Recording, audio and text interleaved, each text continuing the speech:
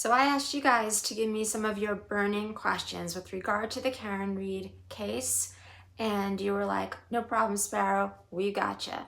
So today we're going to be addressing just some of your questions because you guys really delivered big time. This is going to be part 1 of your questions, all right? So we'll have a part 2 and maybe even a part 3, who knows? So if you've just stumbled across this channel and you are new here, I hope you'll take a moment and watch and hopefully subscribe. And I hope you like what you see. If you are a returning subscriber, I thank you so much for your kindness and your support. Little birdie tells me that you guys like quick intros, so we're going to keep this one short and sweet. So I'm just going to give you guys my quick little disclaimer and then we're going to jump right in. So here we go.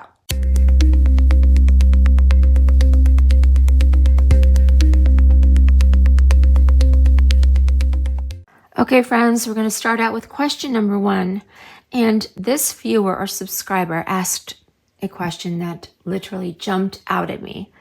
And the question is, did Jen McCabe somehow plant the idea in Karen Read's head that she may have struck John with her car? Where did that idea come from? And why did Karen Read think that she struck John with her vehicle? People are asking, like, why did she say, could I have hit him? Did I hit him? Like, why would that come into her mind? And I want to say this, guys. Psychically, over the last 4 to 6 weeks, I have been getting this message from my spirit guides that someone did plant that idea in Karen's mind. And I believe that someone was Jen McCabe. This has been coming to me psychically. So I want confirmation from the cards right now. I'm going to be looking for confirmation because resoundingly, I believe that it was planted there. And I'm going to go one further. I don't even know that to this day, Karen is aware that that's what happened.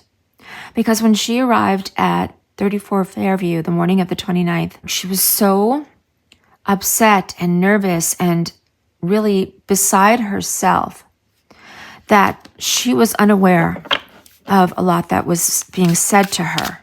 It wasn't registering at that moment. And I believe that she very much did not cognitively hear this being put to her. Like, oh, perhaps you hit him with the car. Do you think you may have hit him?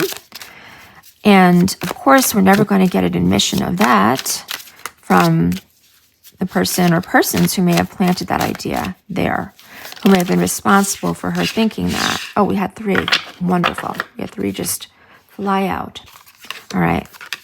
So yeah, I 100% believe psychically that I've received these messages from my guys, messages that are telling me Karen Read did not come up with that scenario on her own. So we have the 2 of Wands, the 3 of Wands.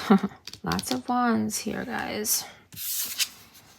Oh my gosh. 2, 3, 4. We have a sequential series of events. So I'm hearing that, yes, this idea was planted. This was placed. This idea was something that 2 individuals carried out. 2 individuals with the number 2. I know you have 2 individuals here as well, but this is the number 4, which is indicating to me that at least 4 people were in on the actual idea of planting this notion in Karen Read's mind.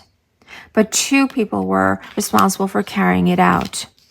Okay, because we've got all these blooms here indicative of planting the idea or the notion and having it somehow begin to take root. And with the 3 of Wands here, and we've got this ship. The ship is representative to me, or the boat, whatever, the sailboat as it were, of a vehicle and the idea that a vehicle was involved. And we've got this movement, and we've got someone with their back turned who does not want to be seen. Jen McCabe's energy, she does not want to be seen here as the person that may have indeed mentioned this to Karen when Karen was in a state of absolute panic, so that she was unable to really digest and hear and understand that something was being suggested to her. She wasn't really fully able to calmly digest and listen to the things that were being said that morning in that flurry of activity when they came upon Officer O'Keefe's body on the lawn at 34 Fairview. But someone was like, hey, you think you might have struck him with your vehicle? You think you may have like backed into him when you dropped him off? You know, your taillight is cracked, the whole 9 yards. Someone else beside Karen Read put that idea in her mind, and I do believe that it was Jen McCabe, perhaps with the assistance of Carrie Roberts. But yes to question number 1. I absolutely, wholeheartedly believe that someone else gave her that idea, and in her state of mind of grief, panic, upset, distress, she may have unknowingly adopted that as a potential scenario. But it was not there of her own accord, okay? And 2, 3, 4 is always sequential, meaning like we did this, it led to this, and look where we are. So yeah, we had this narrative, this false narrative, we planted it, it took root with the idea of being struck by a vehicle, and it's in bloom, okay? Sequential. A series of events that adds up like it's going in order of appearance, all right? So that is question number 1. Let's move on to question number 2, and we're going to be back in Miss Chloe's energy for this one. So here we go, question number 2. I'll clear the deck. Now, I have been meditating on Chloe's energy for days because you guys have really, quite a few of you asked about whether Chloe had actually been rehomed, or was she in fact put down at that moment in time after everything had happened. So was she put down, was she rehomed, and or is she still alive at this moment? That's what we're going to look at. All right, so this one showed up here. We'll take these 3. This one wanted to turn to. We'll take 4 and I'll try to keep it moving, guys, okay? So Chloe, wherefore art thou? Oh my goodness, you guys. All right, you guys, we're starting out here with the 7 of Swords, big time deception when it comes to Chloe. So this isn't necessarily telling me that she is passed over.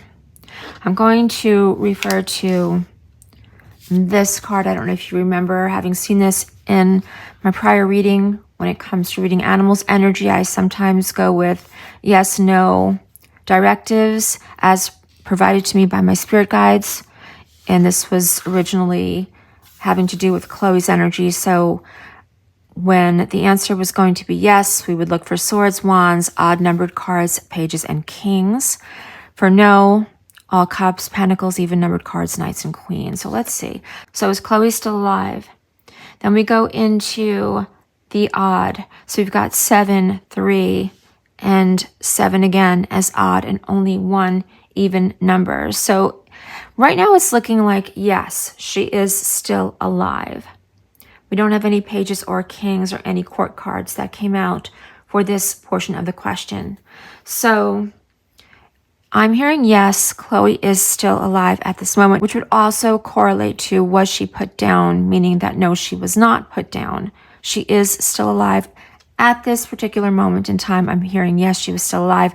I'm going to do one more draw for that just to confirm. And again, was she rehomed? Of course, here is still pointing to yes, she was rehomed. I do want to mention, guys, that I'm hearing the reason behind these activities was deceptive and nefarious. They wanted Chloe out of there because she did have some involvement in the injuries that Officer O'Keefe sustained. With the 3 of Swords here, I'm getting a younger energy here, feeling very distressed about this decision. This could be the Albert's daughter. Was it Caitlin? Caitlin Albert. She wasn't happy about this decision, about having to remove Chloe from the home, because there were a lot of fond memories that she had with Chloe, and she wanted to keep the dog. But yeah, we've got 7s here, meaning deception, choices. You know, there was a little bit of consideration regarding that decision, but ultimately in the end, the thought was that they needed to get rid of her, get rid of it, and rehome her. But I am picking up that she is still alive, And just to reconfirm to myself, I'm going to do one more yes, no pull for that, just to double check, because I did have like several questions in one. Uh-oh.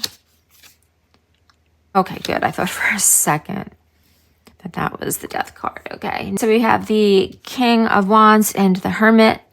Kings are yes cards. She's still alive. The Hermit is card number 9, so it is an odd numbered card. So yeah, I'm still picking up that Chloe is still alive and she was not put down. So that's good news to me. I know that even though Chloe did cause some harm to Officer O'Keefe, to John, it was just something that she did because it was like, I feel as though she was responding in a way that she thought she was protecting her owner. When this scuffle was going on inside the home of the Alberts, Chloe believed that John O'Keefe was like the attacker. She was responding as she would to protect her owner, to protect the people that she cared about. But I am hearing that she's still alive, so that's good news, guys. Okay, question number 3. Why was the basement floor or the basement concrete dug up at 34 Fairview? Again, these questions came from viewers. I don't really know much about what went on in the basement regarding the digging up. However, I can tell you that when I meditated on this question, I immediately heard covering up evidence, loud and clear, double time. So they were attempting to cover up evidence. I did bring out the Murder Mystery Oracle cards for confirmation, and we're going to pull a few cards here just to see if I could be wrong, which I could always be wrong, guys, of course. But that there was some form of evidence that was on the ground or on the floor there in the basement at 34 Fairview, and that whatever they did to that floor after these circumstances, after the events of that evening, was done to protect themselves, the Alberts, to protect themselves and to get rid of incriminating evidence of anything having happened there. Wow, this is interesting, you guys. This is crazy interesting. Okay. Because these are stalker cards. These cards have come out before. You'll see. We had that one. You've had a lot of wands here, a lot of wand energy, passionate, fiery. Look, doesn't this look like the sign of war, protection? You know, I'm going to do whatever it takes. That's 7, that odd numbered card, the wands. That sign of just, yeah, we're going to have to do what we have to do to keep ourselves protected and looking right. And then again here with the 4, we've got the 4 of wands. So I believe 4 people were either in on carrying out the digging up of the basement, or concocting the plan, or devising the plans to get rid of the evidence there in that home on the basement floor, because there was something there that would have shown that a battle ensued, a fight, a scuffle ensued. And there was something there, perhaps blood evidence. I'm hearing blood evidence, unfortunately, and I see it here. And we've got a lot of this red energy coming up around these cards. So there was blood trace evidence there. And I don't know if there was carpeting or anything in the basement, but this blood, this evidence had made its way to like the subflooring is what I'm hearing. And they wanted to be rid of it. And then we've got the Emperor, father energy of the deck, the ruler in respect to like the family. So the digging up of that basement, that whole thing was something that was directed by Brian Albert, I'm hearing. But we'll have a look quickly at what the Murder Mystery Oracle card wants to add to this. Okay, what does this say? Oh, look at this. We have a house. Look at this, guys. First of all, the big A there. The big A for Alberts.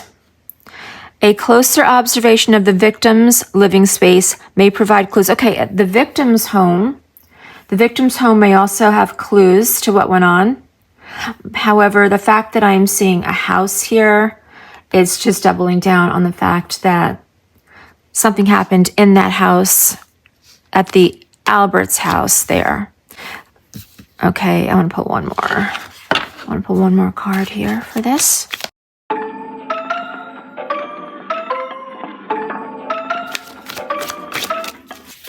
There we go. There we go. Oh, 2 wanted to come out. Okay. Let's see what they want to say here. Another A, guys. Albert. Witness may not be fully disclosing all of the facts. We've had this card, I believe, come up before with regards to this case. And not fully disclosing all the facts. Hiding, removing, deleting, omitting evidence. Getting rid of evidence such as the dogs, such as trace or blood evidence. And the murder weapon used will provide valuable clues. Now, I know we have the appearance of like a knife here. And I want to tell you guys something that I've been hearing recently from my spirit guides with respect to this scuffle that went on. I'm hearing that somebody may have fought dirty, in that they may have used something to injure Officer Keefe that went beyond their fists. Not necessarily a knife, but some other object that was used that made it like a dirty fight, an unfair fight. So I'm really curious about that. I may look at this further on down the line, but as to this question, the basement was dug up or manipulated to hide, I'm hearing blood trace evidence. Okay, our final viewer question is, was Jen McCabe's Google search "House Long to Die in Cold"? All right, so was that Google search actually made at 2:27 a.m.? We know that she claimed to have made it at the request of Karen Reed that morning. How many cards are there? Let's see. Oh, good. 3 cards. There we go. Like loud with a booming, like bang. These are the cards. Okay, so yes or no, right? So we've got some swords here and we've got the Ace of Pentacles. If we're going to go yes, no with this, we've got 3 yeses in that respect. Overwhelmingly pointing to yes, that search was made at 2:27 a.m. as indicated by the data on her phone or computer, wherever the search was done. Hands here, another little magic potion with some flowers growing. So what can Jen come up with? What can Miss McCabe come up with to make herself look better and gain her sense of freedom and that she is a truthful and honest person? Okay, and then we've got the King of Swords with a very cutting, large instrument here, sword in his hands. And we've got a home in the background.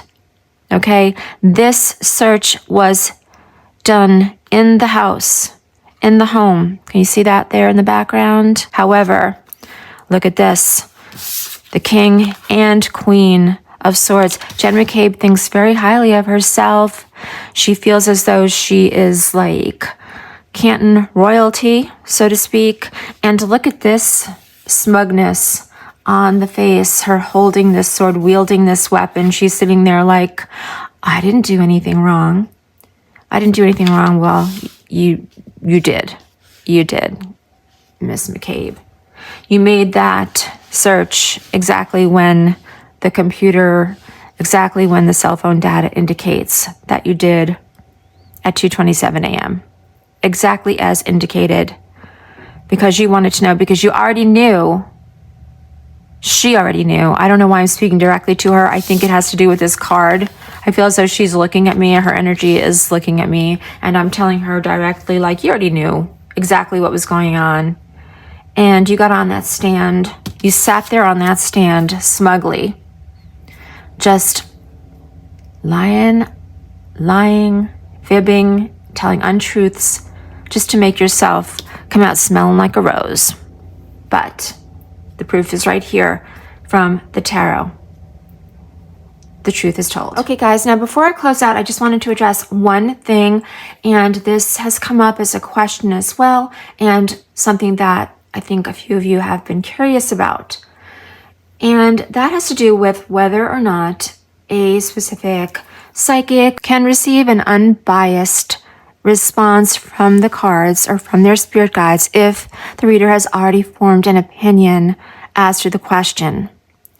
Listen, guys, absolutely, positively, yes, we can. My spirit guides, as most readers' spirit guides, they don't care how I feel. They don't care. They're going to tell me what they want me to know. I'm clairaudient, which means that as I'm reading, I'm hearing words come to mind. So these things come to me clairaudiently, and the cards just confirm or deny. There are many times in many cases that I've done, even in readings that are not true crime related, personal readings, even for myself or family members, friends, private clients, that I've received messages that I'm like, oh, I didn't want to get that. I did not want to hear that. So the spirit guides and the cards do not care. They don't care how I'm feeling. They are not influenced whatsoever by any personal feelings on my end at all. I hope that that clears up any concerns that you may have. And I hope that you enjoyed this first installment into your burning questions. I'll be back with more because I asked for questions, as I said earlier, and you guys delivered big time. So I'll have some more of your questions, your burning questions, coming up very soon. Again, if you haven't as of yet subscribed to the channel, take a moment now and do so. Leave this video a thumbs up if you like what you saw or if it interested you, and share it with your friends who might be following this case. All right, so that's going to do it from me for today. I hope to see you guys when I return in my next video. And as always, be blessed.